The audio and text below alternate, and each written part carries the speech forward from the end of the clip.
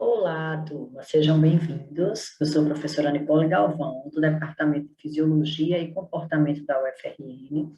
Hoje nós vamos ter uma aula sobre o sistema reprodutor feminino. Vamos iniciar estudando aqui o eixo hipotálamo, hipófise gônada das mulheres. Muito similar ao que a gente já viu na aula anterior para o eixo hipotálamo, hipófise gônada masculino. Então, vamos lá. O hipotálamo, ele ativa esse eixo quando produz o primeiro hormônio do eixo, que se chama LHRH, ou hormônio liberador do hormônio luteinizante. Esse hormônio também é conhecido pelo GnRH, tá? Então, esse hormônio, ele é liberado pelo hipotálamo, cai no sistema córtex hipofisário, aquele sistema vascular pequeno, localizado ali entre o hipotálamo e a hipófise, e chega, então, à região anterior da pituitária, ou hipófise, que se chama adenohipófise. Lá na adenohipófise, esse hormônio vai estimular a produção de dois outros hormônios, o hormônio luteinizante, que é o LH, e o hormônio folículo estimulante, que é o FSH. Os dois hormônios, o LH e o FSH, vão cair na circulação sistêmica e ir até os ovários. Lembrem-se que tanto o LH-RH, ou também conhecido como GnRH, quanto os hormônios da adenipófise, LH e FSH, são hormônios hidrossolúveis, ou seja, eles já estão armazenados no hipotálamo e na adenipófise, respectivamente. Quando tem o estímulo, então, eles são secretados para serem transportados no sangue, eles não precisam de proteína transportadora, então todo hormônio é transportado na forma livre. E aí os receptores desses hormônios estão na membrana da célula-alvo. Quando liga-se, então, aos receptores, esses hormônios vão desencadear suas ações. Lá no ovário, a gente vai ver que o LH e o FSH são responsáveis por três fases do ciclo reprodutor feminino. A fase folicular, a fase ou dia da ovulação e a fase luteal. Então, a gente vai ver que o sistema reprodutor feminino, em termos de produção, né, no caso aqui do óvulo e dos hormônios sexuais, ele é mais complexo do que o masculino, porque ele tem uma variabilidade hormonal ao longo do mês, ou seja, o que a gente conhece como ciclo menstrual. Mas, por enquanto, a gente vai focar aqui no eixo, então, repetindo novamente, o LH-RH ou GnRH produzido no hipotálamo, cai no sistema sanguíneo porto-hipofisário, vai até a adenipófise, estimula a liberação do LH e FSH. Os dois hormônios caem na circulação sistêmica, então sai lá da glândula mestra, lá na base do nosso cérebro, vai pela circulação até os ovários. Lá no ovário, eles vão produzir dois hormônios, a progesterona e o estrógeno, que a gente vai ver que tem funções diferentes ao longo do ciclo sexual feminino. Então, esses dois hormônios, à medida que eles aumentam, eles vão inibir o eixo hipotálamo-hipófise, né? E aí reduzir, então, a produção dele mesmo. Então, é uma retroalimentação negativa. Só que é importante frisar aqui que esse sistema de retroalimentação negativa, ele não é constante ao longo de todo o mês. A gente vai ver que no período anterior à ovulação, logo imediatamente antes da ovulação, esse feedback ele é convertido a um feedback positivo. E é isso que vai gerar ovulação. Ou seja, o que a gente pode perceber é que realmente o eixo, né, reprodutivo da mulher é bem mais complexo do que o homem.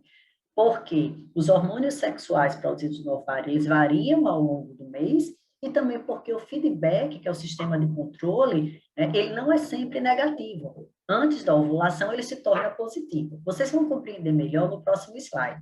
Mas antes da gente entrar mais profundamente na compreensão desse eixo, dos seus feedbacks e da produção dos hormônios sexuais, eu queria discutir com vocês aqui a variabilidade desse ciclo ao longo da vida da mulher.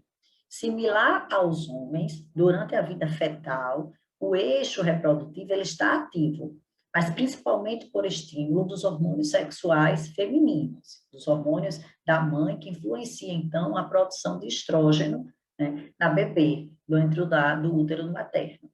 Quando a bebê nasce, e aí no período da infância, esse feedback negativo ele está muito forte, então, na verdade, o eixo está inativado. E aí, quando vai chegando perto da puberdade, como a gente já discutiu para os meninos, né, fatores sociais, modificações biológicas em outros hormônios, em neurotransmissores, para a mulher, principalmente a leptina. A gente vai estudar no bloco de digestão que a leptina é um hormônio produzido pelo tecido adiposo e que regula o apetite. Mas a leptina, ela informa o hipotálamo da menina que ela tem já uma maturidade corporal que pode, então, gerar um feto. Então, esse sinal de que a menina ganhou o corpo e que tem estrutura já, né, energética, porque a leptina, principalmente, sinaliza a quantidade de energia disponível no indivíduo, então, esse estoque energético disponível, então, esse sinalização de leptina no hipotálamo é um dos fatores muito importantes para que esse eixo que está inibido durante a infância se torne ativo na menina, né, no início da puberdade. Então, a gente tem a leptina como um fator muito importante, tem outras oscilação de neurotransmissores, de outros hormônios, e principalmente o contexto social. Se discute muito que a alimentação e esse ganho de peso mais precoce das meninas e os estímulos sociais, seja por mídia convencional, televisão ou por mídias sociais, fazem com que a puberdade ela esteja sendo antecipada e as meninas estejam, né, tendo a primeira menstruação cada vez mais cedo. E aí, então, esse eixo ele fica ativo durante da puberdade até por volta dos 40 anos, ativo de forma cíclica, como nós vamos estudar logo no próximo slide. Só que por volta dos 40 anos, as reservas da mulher de óvulo, né, vão se esgotando, e aí ela entra no que a gente conhece como menopausa. A menopausa, diferente da andropausa, não é uma redução do funcionamento do eixo reprodutivo. Não. No caso das mulheres, a menopausa existe realmente, né, uma inibição do eixo reprodutivo. Elas param realmente de produzir os hormônios sexuais e de ovular e, portanto, ter condição, né, de engravidar, e gerar um bebê. Tá? Essa queda nos níveis dos hormônios sexuais femininos é muito complicado para a mulher que tem alterações de humor, que pode ter maior chance de ter osteoporose, enfim, todas aquelas respostas importantes dos hormônios sexuais, elas vão sendo perdidas. Por isso que, né, para algumas mulheres, não são todas, se sugere a reposição hormonal, e a gente vai discutir um pouquinho mais sobre isso ao final da aula. Então, vamos lá. Vamos entender aqui como essa variabilidade do eixo HPG feminino ao longo do ciclo menstrual. Como eu disse a vocês, existem 2 ou 3 fases, alguns livros eles trazem 3 fases do ciclo reprodutor feminino ao longo do mês. Acompanhe aqui comigo. A fase folicular, ou a primeira fase do ciclo, basicamente consiste de um amadurecimento do óvulo, vejam aqui, para que ocorra a ovulação. Depois da ovulação, fica então lá o corpo lúteo, né? E aí esse corpo lúteo ele vai crescer, e é nessa fase de crescimento do corpo lúteo, chamada de fase luteal, que vai haver então um estímulo para também o crescimento da parede uterina. Tá? Esse crescimento da parede uterina é importante para abrigar, né, o possível embrião que tenha sido gerado a partir da fecundação do óvulo com o espermatozoide. Então, vamos iniciar aqui entendendo quais são os hormônios que estimulam o crescimento do folículo e, portanto, o amadurecimento do óvulo para que ocorra a ovulação.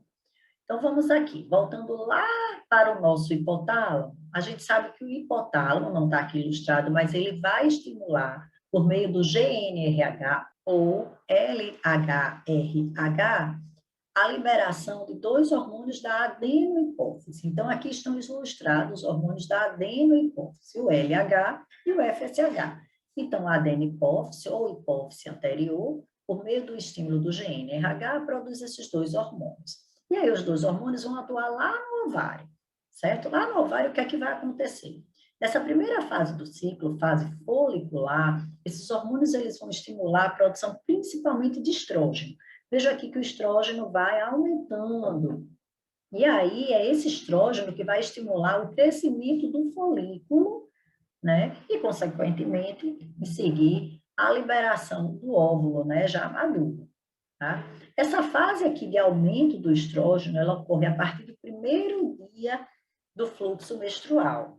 Então, a menstruação, ela faz parte da fase folicular e se estende, então essa fase folicular se estende do primeiro dia da menstruação até o dia da ovulação. É uma fase caracterizada por alto nível de estrógeno, induzido tanto pelo LH quanto pelo FSH. Esse estrógeno, ele vai estar fazendo um feedback negativo, tanto na adenohipófise quanto no hipotálamo. Perceba que existe uma sutil queda desses hormônios aqui, justamente devido ao aumento do estrógeno. Quanto maior o nível do estrógeno, né, maior a inibição e a queda do LH e do FSH. Só que esse feedback ele se mantém negativo até por volta do 13º dia do ciclo, para aquelas mulheres que têm um ciclo de 28 dias. Pois é no meio do ciclo que existe a ovulação. Se a mulher tem um ciclo de 30 dias, a ovulação vai ser por volta do 15º dia. Então, as mulheres que têm 28 dias, 14º. Então, no meio do ciclo, né, esse feedback que vai sendo negativo, e é aquele feedback negativo clássico, o que é que ocorre? Uma modificação, ele passa a ser um feedback positivo. Vejam que o nível do estrógeno aumenta mais e ao invés de reduzir os níveis de LH e FSH, ele estimula. E aí existe um pico de LH e FSH. E é esse pico de LH e FSH que estimula a ovulação. Se a mulher não tem essa transformação do feedback negativo para o feedback positivo, ela não vai ter o pico de LH e FSH. Portanto, não vai ocorrer a ovulação. O pico de LH e FSH, no meio do ciclo, que alguns chamam fase ovulatória, ou só dia da ovulação, ele é muito importante, aliás, ele é essencial para que ocorra a ovulação. E aí vocês devem estar se perguntando, mas o que é que leva a um feedback que é negativo se tornar positivo? Esse é um dos grandes mistérios do sistema reprodutor feminino. Muitos estudos procuram desvendar como é que ocorre essa modificação. Atualmente, existe a hipótese de que esse leve aumento aqui, como vocês podem ver, da progesterona, que vinha sendo, né, inibida, não existia produção de progesterona durante a fase folicular. Como eu disse a vocês, a fase folicular é predominantemente, né, de produção de estrógeno. Mas lá por volta do 13º, 14º, 13º a 15º dia, quando ocorre esse aumento na produção de progesterona, o que é que vai acontecer? Esse aumento da progesterona levaria a essa modificação do feedback negativo para positivo, e aí a progesterona e o estrógeno estimularia, então, o pico do LH e FSH, e seria, então, responsável por esse aumento ainda maior, tanto da progesterona quanto do estrógeno, porque, pense, o feedback positivo, o estrógeno e a progesterona estimulam o LH e o FSH, mas esses LH e FSH também estimulam os hormônios sexuais femininos, o estrógeno e a progesterona. Então, é um ciclo, né, que cada um estimula mais a produção do outro. Então, isso aí levaria à ovulação. E aí, então, na ovulação, né, se o ovo encontrar um espermatozoide em função do ato, então, de copulação, da cópula, do ato reprodutor, vai ser gerado um embrião. E aí, esse embrião, ele precisa, então, ser acoplado à parede uterina. Essa parede uterina, então, ela começa a crescer, né, pois é ela que vai dar, né, o suprimento energético para aquele embrião, é ela que vai fornecer energia.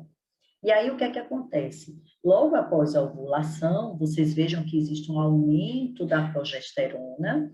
Depois da ovulação, o feedback passa a ser negativo. Só existe feedback positivo no período ovulatório.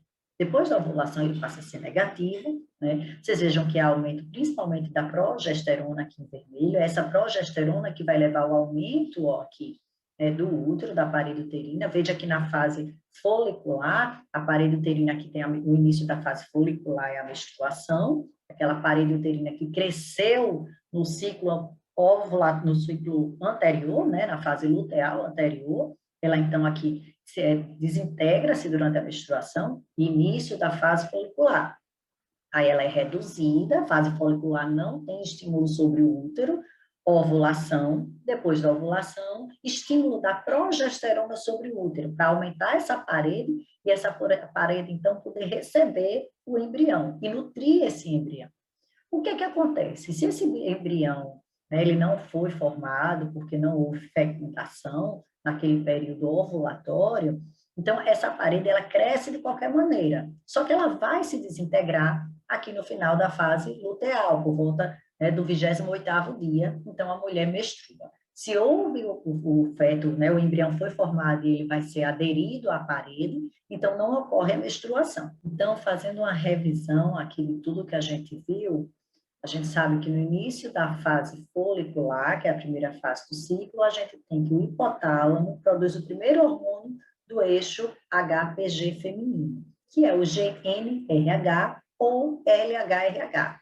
Esse hormônio cai no sistema porta-hipofisário, então é transportado pelo sangue livremente, porque é um hormônio hidrossolúvel, e vai até a região anterior da hipófise, a adenipófise. Na adenipófise, o GnRH estimula a produção de dois hormônios. Sigam aqui, LH e FSH. Na medida que esses hormônios vão aumentando na circulação, porque eles são liberados pela adenipófise na circulação sistêmica, ele atinge o ovário, estimula a produção principalmente do estrógeno. O estrógeno, gente, é um hormônio endócrino, porque cai na circulação sistêmica e vai atuar naquela questão da feminilização da mulher, né? Estimular, então, o desenvolvimento das características sexuais femininas, como a gente vai ver logo a seguir. Mas ele também tem uma ação sobre o próprio ovário. E lá no próprio ovário, qual é a função desse estrógeno? É estimular o crescimento do folículo ovariano. O folículo, então, amadurece o óvulo e aí vai ser responsável, logo de seguir, pela ovulação. Como é que ocorre a ovulação? Vamos lá. Na fase folicular, o feedback do estrógeno sobre a adenipófise e o hipotálamo é um feedback negativo, né? Aquele feedback clássico. Vejam que o nível do principalmente do FSH, a gente pode perceber aqui a queda à medida que há um aumento do estrógeno. O LH também cai, assim como o GnRH lá do hipotálamo. Só que aqui está muito mais característica, muito mais fácil da gente perceber essa queda do FSH. Enfim, está havendo esse feedback negativo, e aí, por volta do 14º dia, uma leve produção de progesterona, também estimulada pelo LH e o FSH, faz com que aquele feedback que era negativo se torne positivo. E aí a gente tem um pico de LH e FSH, um pico de estrógeno e também de progesterona, pois a gente sabe que no feedback positivo, tanto os hormônios da adenipófise estimulam os hormônios ovarianos e vice-versa. Então, é esse pico hormonal que faz com que haja, então, a ovulação. Depois da ovulação, ocorre, então, a fase que a gente chama de luteal. Aquele remanescente do folículo, que se chama corpo lúteo, ele cresce e produz progesterona. Vejam só, olha aqui como a progesterona aumenta. Nessa fase do ciclo aqui, o feedback é negativo, bem forte. Vejam aqui a queda do LH e do FSH e o aumento da progesterona. O aumento da progesterona, produzido aqui pelo corpo lúteo, é o responsável pelo aumento da parede do útero, né? A gente discutiu que essa parede ela vai ser importante para nutrir o embrião que foi, né, fecundado aqui no período ovulatório. Se não há embrião, né, o que é que acontece com essa parede uterina? Ela vai descamar, ela vai se desintegrar, e aí vai ser o início da fase menstrual, que já está dentro da fase, então, folicular. Já se inicia o próximo ciclo. Se por acaso houver, sim, um embrião, ele foi, né, ele se aderiu à parede do útero, então, os hormônios da gravidez, principalmente o alto nível de progesterona, será mantido. E importante, né, para que a gravidez, então, ela se perpetue. Tá? Então, a queda da progesterona ela só vai existir se não houver embrião. Se houver embrião, ela vai ficar alta e vai se iniciar, então, todos os processos e alterações hormonais que são bem complexas da gravidez. Então, aqui a gente pode ver que 60% dos hormônios sexuais femininos, tanto o estrógeno quanto a progesterona, que são hormônios endócrinos, eles não atuam, né, só lá no ovário, como a gente mostrou, tem atuação no útero, e não só no útero, mas na mama, no tecido adiposo, nos ossos, tá? Então, esses hormônios endócrinos, eles são transportados principalmente ligados, né, 60% a globulina ligadora de hormônios sexuais, a mesma globulina que transporta os hormônios sexuais masculinos. E 20% a albumina, que a gente já viu na aula de introdução à endocrinologia, que é uma proteína tampão. Tá? Enquanto a globulina faz uma ligação específica, a da albumina é inespecífica. E vejam que 20% desse hormônio é transportado livre. Se a gente comparar com os hormônios que a gente estudou previamente, é uma porcentagem relativamente alta de hormônio sexual livre, né, feminino sendo transportados no sangue, tá? E aí a gente tem o que, além de atuar lá, como a gente viu, no estímulo do amadurecimento do folículo, né, ovulação, amadurecimento da parede uterina, esses hormônios têm outras funções importantes com relação às características sexuais femininas, né? Vejam aqui, desenvolvimento de mamas, proliferação de glândulas, né, mamárias, crescimento ósseo, é tanto que na menopausa as mulheres sofrem muito de osteopenia, né, que é a redução da densidade óssea, porque o estrógeno, ele é um grande ele dá um grande estímulo anabolizante, né, no tecido ósseo. Aí a gente tem aqui crescimento de pelos pubianos, aumento da vagina, né, dos grandes lábios, clítoris, estímulo para a concentração, né, de gordura no tecido adiposo, principalmente nos quadris e nas coxas. Aqui, ó, vejam só, né, a ação da progesterona, ela é muito sobre essa questão da preparação da mulher para a gravidez, enquanto o estrógeno, né, ele é principalmente relacionado às características sexuais femininas e ovulação, a progesterona é o hormônio mais da gravidez. E aí ela prepara, como a gente já falou, né, a parede uterina, mas também as glândulas mamárias. E aí, turma, a gente percebe algumas alterações no eixo reprodutivo das mulheres atletas. Por que que isso ocorre? Porque as mulheres atletas de elite, elas estão sempre sob estímulo de altos níveis de cortisol. A gente já estudou aqui na disciplina que o exercício físico, ele é um agente estressor.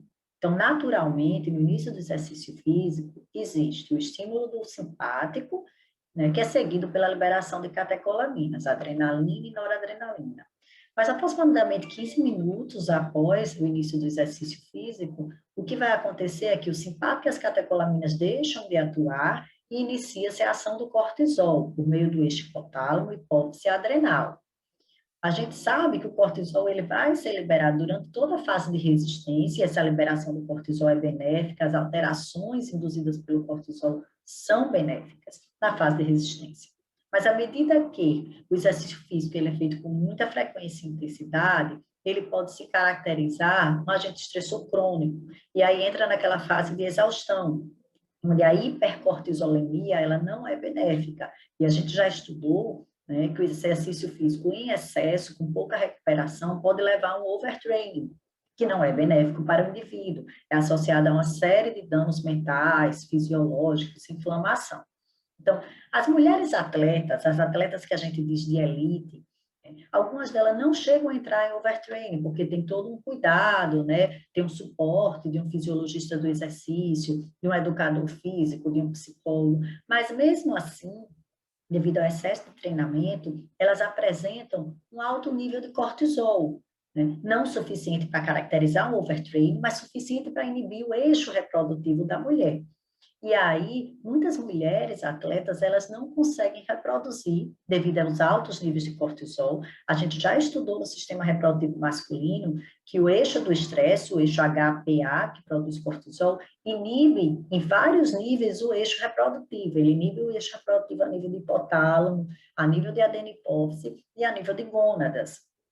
Além disso, outra questão interessante é que as mulheres atletas, elas tendem a ter um percentual de gordura muito baixo, e a gente discutiu no início da aula, né, a função da leptina, que sinaliza, né, a quantidade de tecido adiposo no indivíduo, né, como a leptina é importante para ativar o eixo reprodutivo da mulher. Então, aquelas mulheres com percentual de gordura muito baixo, têm baixa sinalização de leptina para o hipotálamo, e se discute que isso também é um fator que estaria, então, reduzindo o estímulo para o funcionamento do eixo reprodutivo nas atletas. Esse artigo é muito interessante, discute toda essa repercussão entre exercício em mulheres atletas e o eixo reprodutivo. Ele está disponível online pelo Google e é gratuito para download. Eu trouxe aqui algumas passagens desse artigo que são interessantes e que a gente pode discutir um pouco para ilustrar essa relação entre o exercício físico extenuante, como vocês podem ver aqui, e a falha do funcionamento, né, do eixo reprodutivo feminino. Essa falha do funcionamento pode ser um distúrbio do ciclo menstrual caracterizado desde a amenorreia, ou seja, menores frequências de menstruação, tá? Ou até a anovulação, que não existe a ovulação realmente na mulher. Tá? Outra coisa interessante é que o LH, nessas atletas de elite, ele tem sua secreção alterada. Essa alteração da secreção do LH se dá tanto pela frequência quanto pela intensidade. Vejam ó, que a gente tem ilustrado aqui o período pré-púber, ou seja, as meninas ainda não entraram na puberdade, não estão ainda com o eixo ativado. Veja que a secreção do LH ela é bem discreta, não é suficiente para estar ativando a produção de estrógeno e progesterona. Olha aqui no início da puberdade, como se tem uns picos altos de LH, principalmente à noite. E aqui ao final da puberdade. Então, esses picos de LH, eles são importantes, esse pico que a gente diz é aumento e redução, eles são importantes para o estímulo do estrógeno e da produção da progesterona. As mulheres atletas, esses picos de LH, eles estão reduzidos, tamponados. Isso faz com que haja, então, ou a anovulação ou a amenorreia. Então, aqui a gente tem, né, discutindo um pouco essa questão de pico de LH. Outra coisa interessante é a relação das beta-endorfinas com o eixo reprodutivo feminino. A gente viu em aulas anteriores que as beta-endorfinas, elas são importantes para o humor, né, aquele prazer associado ao exercício físico. Mas a produção de beta-endorfina em excesso pode inibir o eixo reprodutor feminino. Vocês estão lembrados onde é que é a produção de beta-endorfinas? Vejam aqui, relembrando, a gente tem lá na adenipófise a produção da PONC, no eixo do estresse, ou seja, hipotálamo, hipófise adrenal, que vai levar à produção do cortisol. Lá na adenipófise, na hipófise anterior, existe a produção da PONC. Essa grande molécula ela vai ser cortada, e aí vai originar o ACTH, como vocês podem ver aqui, e é o ACTH que vai estimular o cortisol. Mas também há a produção de beta-endorfinas. Vejam aqui as beta-endorfinas. E aí a beta-endorfina vai gerar aquele prazer associado ao exercício físico. Só que em excesso, essa beta-endorfina pode inibir a produção, né, do GNRH. O GNRH é o hormônio, então, ó, aqui, responsável pela ativação do eixo reprodutivo, tanto do homens quanto das mulheres, tá? Então, na hora que eu tenho muita beta-endorfina, o GNRH é inibido, não vai ter ativação de hipófise anterior, não vai ter produção de estrógeno e nem de progesterona na segunda fase do ciclo. Outra coisa importante, gente, é que os altos níveis de cortisol na mulher inibem o eixo reprodutivo, como a gente já discutiu para os homens. Esse slide aqui é da aula do eixo reprodutivo masculino, mas é a mesma coisa que acontece com as mulheres. À medida que as meninas treinam muito, aqueles altos níveis de cortisol vão inibir, né, em várias alturas, em várias etapas, o eixo reprodutivo dela. Pode ser lá no hipotálamo, pode ser na adenipófise, pode ser nos ovários. Então, o excesso de cortisol, ele é extremamente maléfico para o funcionamento do eixo reprodutivo. Mesmo que a atleta não esteja em overtraining, só aquele nível de cortisol já bem mais elevado, que é característico de uma fase de resistência, já leva à inibição da reprodução. Então, turma, todos esses fatores, uma baixa porcentagem do percentual de gordura, a leptina, mais uma vez, que é o hormônio produzido em função da quantidade de gordura que a gente tem armazenada, é importante para estimular o eixo reprodutivo na mulher. Então, atletas de elite com baixo percentual de gordura, com altos níveis de cortisol, com altos níveis de beta-endorfina, tudo isso faz com que haja, então, ou anovulação, que é a ausência da ovulação, ou irregularidades, né, na menstruação, que a gente pode chamar de amenorreia. Tá? Então, tudo isso pode ser revertido sim, desde que se reduza a intensidade ou a frequência do treinamento físico. Esse treinamento físico ele não pode ser caracterizado como um agente estressor crônico, pois essa interação negativa entre o exercício físico e o eixo reprodutivo só ocorre quando o exercício físico é demasiado, ele é extenuante para aquela mulher. Se reduz, então, né, esse treinamento, com certeza todas essas alterações elas vão sendo reduzidas, o cortisol vai sendo reduzido, o nível de beta-endorfina será reduzido, ela ganha um pouco mais, né, de gordura, vai haver melhor sinalização da leptina e aquele eixo pode voltar sim a funcionar. Vejam só, a gente tem aqui uma relação entre tudo isso que a gente vem falando, o aumento de beta-endorfina, redução do GNRH, que é o início do eixo reprodutivo, aumento do CRF, que é o início do eixo do estresse, com liberação do cortisol. Então, o aumento do CRF ou do cortisol vai levar a uma redução do LH, uma redução do estrógeno da progesterona. E aí tem mais uma coisa interessante. A gente já falou que o estrógeno, principalmente, ele é um hormônio anabólico muito forte para os ossos. Quando a mulher tem inibição do eixo reprodutivo, naturalmente isso acontece na menopausa, mas nesse caso aqui da mulher atleta, quando ela tem o eixo reprodutivo inibido devido ao possível excesso de treinamento, ela também pode ter uma perda óssea acelerada. Quando esse excesso do exercício físico ele ocorre na infância, é muito característico que essas meninas atletas elas têm uma puberdade atrasada, como é ilustrado aqui, né, ao longo do artigo. Aqui, ao final do artigo, tem essa discussão da leptina, a importância da leptina como hormônio sinalizador de que a mulher tem um potencial corpóreo para gerar um feto. E aí sim, então a leptina estimula o eixo reprodutivo. Por outro lado, turma, o excesso de leptina também em função de um alto nível, né, uma alta massa de tecido adiposo também não é benéfico. A gente vai discutir isso quando estudarmos obesidade. Na verdade, tem que ter um equilíbrio.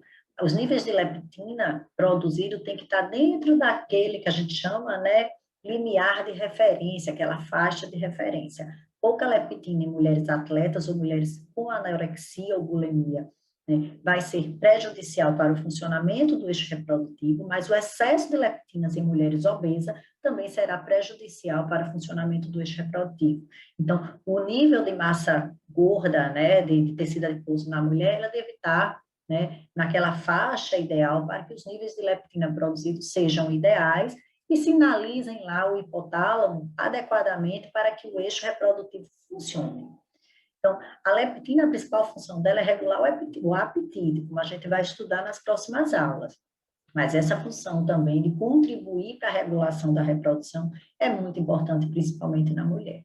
Vejam aqui essa ilustração. A gente tem o hipotálamo produzindo GNRH, atuando sobre a hipófise anterior, estimulando a produção do LH e o FSH, que cai na circulação sistêmica e vai atuar sobre as gônadas. Vamos olhar aqui a influência desses hormônios no ovário. E aí a gente sabe que lá na primeira fase do ciclo, existe principalmente a produção de estrógeno pelo folículo. Na segunda parte do ciclo, existe principalmente a produção de progesterona pelo corpo lúteo. Tá? Então, vejam só, a relação aqui da leptina que está sendo produzido pelo tecido adiposo. A leptina ela é importante para estimular o eixo reprodutivo. Mulheres com baixo peso, né, anoréticas, bulímicas ou atletas, têm uma redução dos níveis de leptina. E aí esse estímulo é reduzido, o que pode levar à menorreia, à ovulação. Por outro lado, mulheres obesas, vejam que aqui que o excesso de leptina inibe o eixo reprodutivo, tanto a nível de adeno-hipófise, isso pode acontecer, mas principalmente a nível de gônadas, como está ilustrado aqui. Aqui é o feedback negativo, né, que a gente já conhece que para os homens ele é classicamente negativo mesmo, né, e para as mulheres ele é negativo na fase folicular e na fase luteal, mas positivo na fase ovulatória. Turma, essa figura é bem interessante para mostrar a relação do estrógeno com o anabolismo ósseo. Veja só, o GNRH, mais uma vez sendo produzido no hipotálamo, estimulando a produção de LH e FSH pela pituitária anterior, estímulo para os ovários produzir estrógeno na primeira fase do ciclo. O estrógeno, veja lá, como hormônio endócrino, cai e vai atuar lá no osso, estimulando a formação óssea. Ao mesmo tempo, o estrógeno inibe a reabsorção, porque o osso existem processos de produção celular, né, de crescimento do osso, aumento da densidade óssea e processos também de desintegração, que é o que a gente chama de reabsorção. Então, o estrógeno estimula o anabolismo, porque estimula a formação e inibe a reabsorção. Na hora que a mulher tem menor produção de estrógeno, todo esse estímulo de anabolismo na mulher é perdido. E veja que interessante, o cortisol é um hormônio catabólico, como a gente já discutiu. Então, as mulheres que estão, né, com hipercortisolemia, além do cortisol inibir o eixo reprodutivo nessas mulheres atletas, ele também vai estimular a degradação óssea. Então, a mulher perde um fator anabolizante, que é o estrógeno, e tem altos níveis de um fator que é catabólico. Isso leva à redução da densidade óssea, sim. Então, turma, a gente observa que algumas mulheres atletas possuem uma tríade caracterizada por amenorreia, porque, como a gente já viu, diversos fatores podem levar à falha do funcionamento do eixo HPG feminino, hipotálamo e hipocigônadas, por exemplo, menores níveis de leptina, maiores níveis de cortisol, maiores níveis de beta-endorfina, tudo isso são fatores que levam a menor funcionalidade desse eixo, portanto, a anovulação ou amenorreia. Além disso, essas mulheres também apresentam osteopenia ou osteoporose. A osteoporose é mais grave que a osteopenia. Por que elas têm osteopenia ou osteoporose? Porque elas têm menor produção de estrógeno, e o estrógeno é importante para o anabolismo ósseo, ao mesmo tempo ela tem altos níveis de cortisol, que é um alto fator de catabolismo do osso, é um hormônio muito catabólico. Então, esse aumento do cortisol e redução do estrógeno leva à redução da massa óssea. Além disso, essas mulheres também têm muitas desordens alimentares, né? Muitas delas, para manter o peso, fazem dietas muito severas, né? Em termos de restrição de alguns tipos de alimento, não é nem necessariamente calórica, mas de alguns tipos de alimento, e depois elas podem desenvolver ou anorexia, bulimia, ou ao contrário, hiperfagia, né? Porque passa tanto tempo com restrição de determinados tipos de alimento, desenvolve uma compulsão alimentar por determinados tipos de alimento. Por fim, o que é que essas mulheres podem fazer, então, para reverter essa tríade? Como a gente já conversou aqui ao longo da aula, reduzir a intensidade desse treinamento, né? Porque, na verdade, é esse excesso de treinamento que está gerando essa tríade. Então, reduz o excesso de treinamento, se faz um novo tipo de dieta alimentar, tá? Estimula o ganho de peso para que se tenha um pouquinho mais de produção de leptina. Algumas vezes é necessária a suplementação com cálcio, vitamina D. A vitamina D é muito importante, tanto para a regulação do sistema imunológico, quanto também como sinalizador, né, para que se gere um anabolismo ósseo por meio de ajuste do paratormônio. A gente não estudou aqui na disciplina, mas o paratormônio é um hormônio produzido pelas paratireoides e é muito importante para o metabolismo do osso. Então, a vitamina D, ela funciona juntamente com o paratormônio, estimulando, né, esse metabolismo ósseo. Então, reposição de cálcio, reposição de vitamina D para reduzir aquela osteopenia é muito relevante. Além disso, uma ajuda psicológica é muito importante também. Então, a gente chegou ao final dessa aula, espero que vocês tenham compreendido, que tenha ficado claro o funcionamento do eixo hipotálamo hipocigônada das mulheres, né, ao longo de toda a vida da mulher, né, desde a vida fetal até o período da menopausa, que tenha ficado claro também as alterações dos níveis de estrógeno, progesterona ao longo das três fases do ciclo, fase folicular, fase ovulatória e fase luteal, as modificações do feedback negativo para positivo e negativo novamente ao longo do ciclo sexual feminino, a relação dos hormônios sexuais com as características sexuais secundárias da mulher e, principalmente, essa tríade da mulher atleta, né? Como é que o excesso de treinamento inibe o eixo reprodutivo da mulher, né? Como é que está relacionada, então, a questão de osteopenia e até de modificação de hábitos alimentares. Vejo vocês na próxima aula. Um abraço.